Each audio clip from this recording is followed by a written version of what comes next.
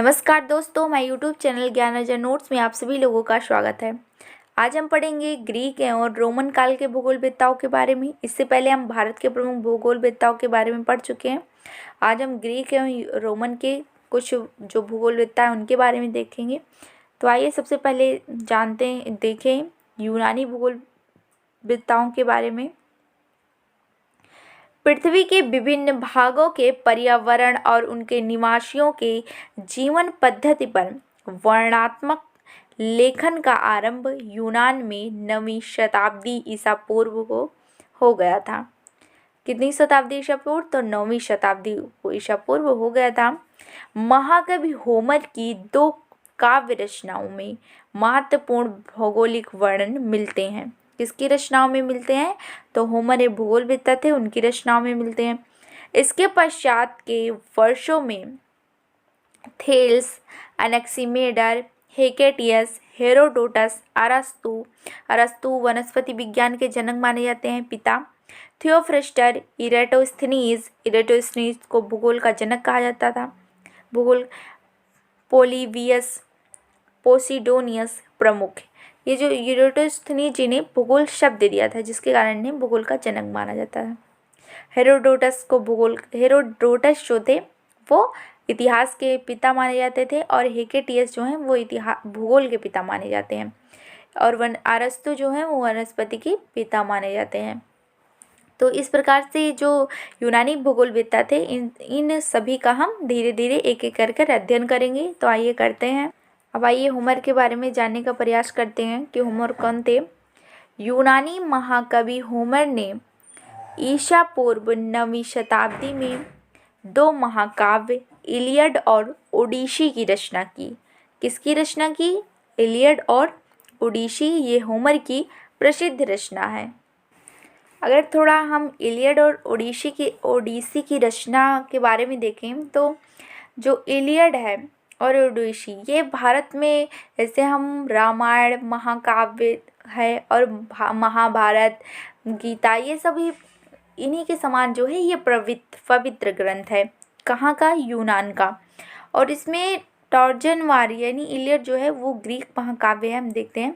और इसमें टार्जन वार का उल्लेख मिलता है। इसमें बताया कि भगवान के बीच की जो लड़ाई है इससे जानकारी मिलती है। इसमें इलियड में पहले की घटना होती है और ओडिसी में युद्ध के बाद की घटना का वर्णन होता है। तो ये जो है ये बहुत बार परीक्षाओं में पूछी जाती है और ये होमर का जो है ये बहुत ही प्रसिद्ध ग्रंथ है। महाकाव्य क्या है? इलियड और ओडिसी।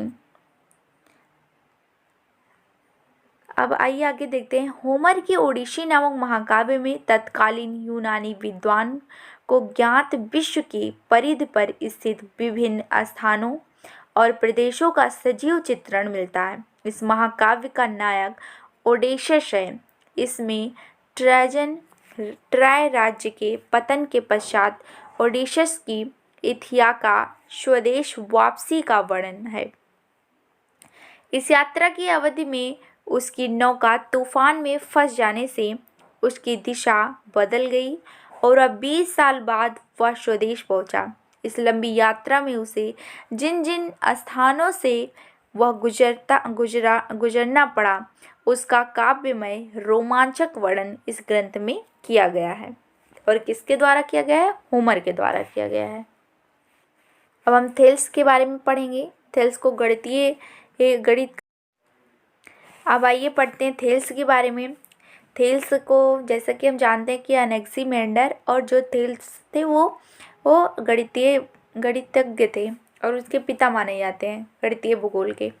प्रसिद्ध दार्शनिक और गणितज्ञ थेल्स एजियन सागर के पूर्वी तट पर स्थित मेलेट्स नगर का निवासी था। थेल्स को प्रथम यूनानी विद्वान माना जाता है जिन्होंने पृथ्वी के तल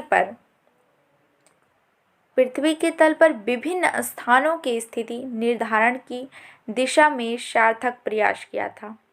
थेल्स का मानना था कि पृथ्वी का स्वरूप चपटी गोलाकार है जो तस्तरी के समान है जो जल पर तैरती रहती है। तो किसका मानना था कि पृथ्वी का जो स्वरूप है वो चपटी है, गोलाकार है और किस पर तैरती है? जल में तैरती है। तो यह जो कथन था वो थेल्स का था।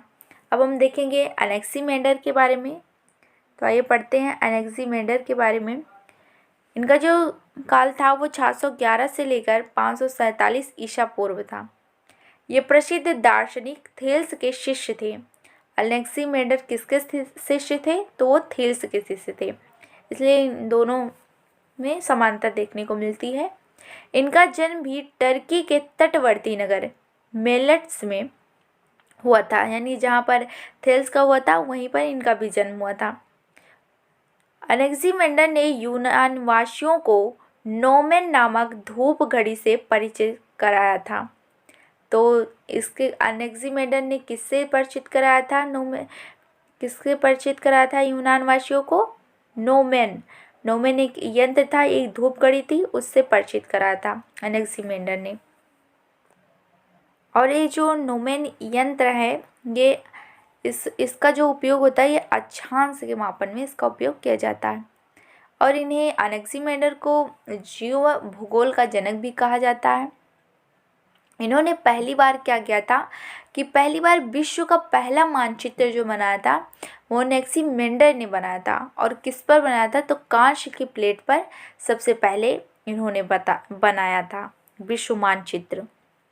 तो परीक्षाओं में पूछा जाता है कि विश्व मानचित्र जो था वो सबसे पहले किस पर बनाया गया था? तो कांस्य प्लेट पर बनाया गया था।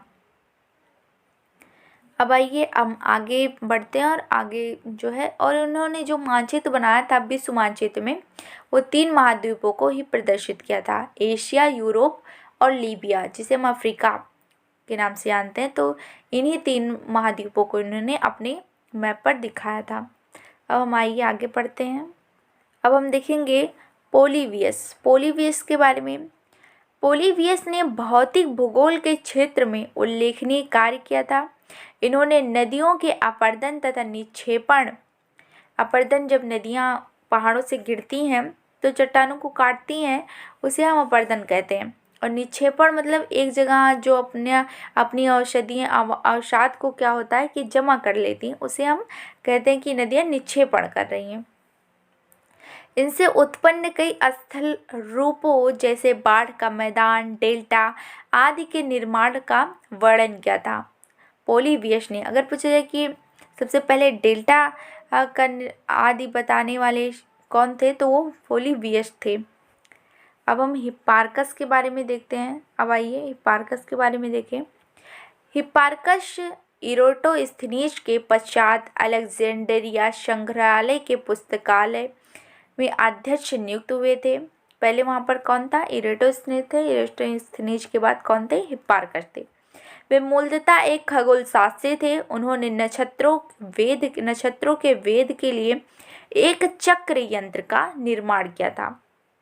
जैसे हमने वहाँ पर देखा था कि अक्षांश को मापने के लिए धूप घड़ी जैसा किसने प्रयोग किया था? तो एनेक्सीमेंडर ने नोमेन यंत्र का प्रयोग किया था। और यहाँ पर हिप्पारकस ने एक चक्र यंत्र का निर्माण किया था।